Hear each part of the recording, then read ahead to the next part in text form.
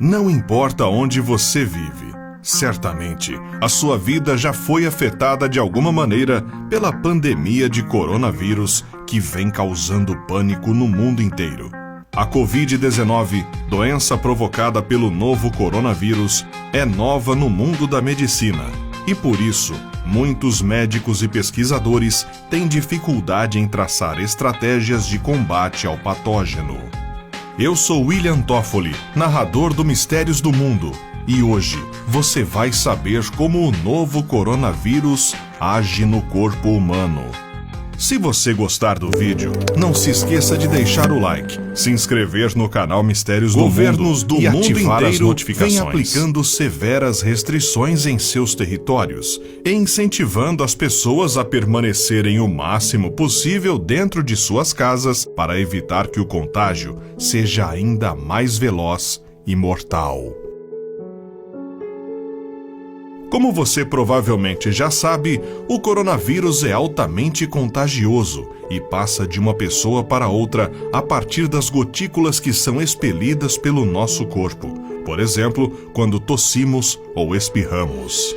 Podemos contrair o vírus apenas por conversar muito próximo a alguém que esteja infectado, ou por respirar o mesmo ar de alguém que esteja portando a doença. É justamente por conta disso que a recomendação para quem não pode ficar em quarentena dentro de casa é lavar constantemente as mãos com água e sabão e usar álcool em gel quando não for possível lavá-las adequadamente.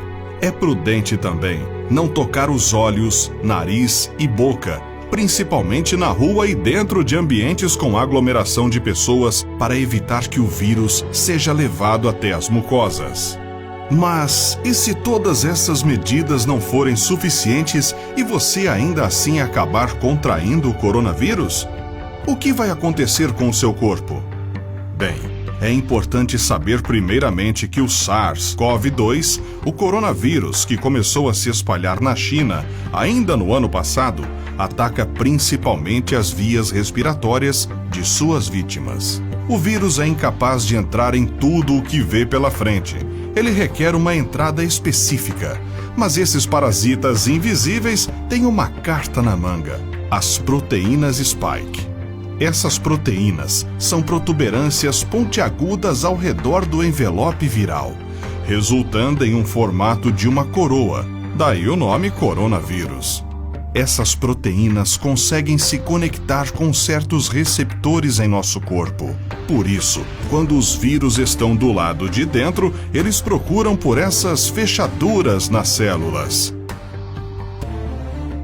O SARS-CoV-2 consegue se conectar a uma proteína chamada ACE2, que está presente em vários tecidos do nosso corpo, incluindo nariz e boca. E como o coronavírus tem acesso ao nosso corpo exatamente por esse sistema, ele não precisa procurar muito para encontrar suas vítimas. Assim que encontra os receptores ACEs, as spike do vírus se conectam à proteína e faz com que a célula o englobe, depositando seu material genético. E então, a festa viral começa. O coronavírus transforma suas células em fábricas de RNA viral e proteínas, se reproduzindo. Invariavelmente, os vírus começam atacando a nossa garganta. Com o tempo, essas colônias passam a destruir nossas células, uma a uma, ligando uma espécie de alerta em nosso corpo, que passa a entender que algo não está certo. É justamente nesse momento que começam as respostas do corpo humano à infecção, que começa a se instalar. A partir de então, começam as dores de garganta, aparece a coriza e, eventualmente, acabamos desenvolvendo quadros de febre. A tosse, por sua vez, surge a partir da chegada do coronavírus em nossos tubos brônquicos, que levam o ar até os nossos pulmões. Lá, o corpo intensifica a briga contra o patógeno, podendo consequentemente provocar um aumento nos sintomas. Vale ressaltar que a Covid-19 não provoca sintomas graves em todos os infectados e, inclusive, é possível que você passe por todo o curso da doença sem sequer desenvolver uma tosse. Segundo a Organização Mundial da Saúde, entre todos aqueles que desenvolvem sintomas, 80% não passam de um quadro leve, com tosses, febres e eventualmente pneumonia. Por outro lado, 14% desenvolvem sintomas um pouco mais graves, como falta de ar. Por último, 6% enfrentam a face mais perigosa da doença, onde há choque séptico, falência de órgãos, insuficiência pulmonar e risco de óbito. A doença se torna muito mais grave a partir do momento em que o vírus sai dos tubos brônquicos e alcança as vias aéreas inferiores, traqueia, brônquios e alvéolos, que são pequenas estruturas que compõem o pulmão e funcionam levando o oxigênio à corrente sanguínea.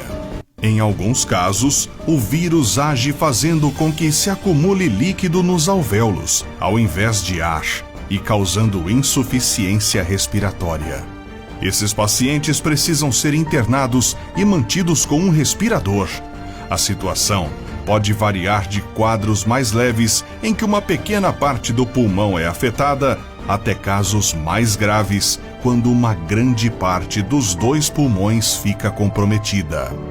Estudos mostram que mesmo após a recuperação das pneumonias mais graves, até 30% da função pulmonar é perdida. Infelizmente, os riscos não param por aí. De acordo com um estudo publicado na revista The Lancet neste mês de março, a Covid-19 não se restringe ao pulmão e a pneumonia não é a única arma do vírus na batalha contra o nosso organismo. Ainda que de forma inconclusiva, a pesquisa apontou que a doença pode causar danos a outros órgãos do corpo humano, como os rins, o fígado e o coração. De fato, os médicos já sabem que alguns pacientes com a Covid-19 desenvolvem quadros fortes de diarreia e dor abdominal, bem como outros problemas que não se relacionam com a infecção respiratória. Por fim, vale lembrar que o isolamento social e as quarentenas são as ferramentas que estão mais ao nosso alcance neste momento da pandemia. Ficando em casa, você pode estar protegendo muitas outras pessoas com o sistema imunológico mais debilitado que o seu. São essas pessoas que compõem o chamado grupo de risco, que incluem idosos, doentes crônicos, fumantes e imunossuprimidos. Como as autoridades insistem em dizer, não se trata de pensar apenas na própria saúde, porém, na saúde pública como um todo. Já se sabe que caso a população não atenda aos apelos das autoridades para que as pessoas fiquem em casa, nossos sistemas de saúde não darão conta de atender todos os infectados pela Covid-19, em conjunto com outras enfermidades. Permanecendo em quarentena, no entanto, podemos diminuir a curva de ascensão da doença em nosso país, garantindo aos órgãos de saúde maior fôlego nessa guerra à epidemia. Faça a sua parte. Cuide da sua saúde, também da dos demais.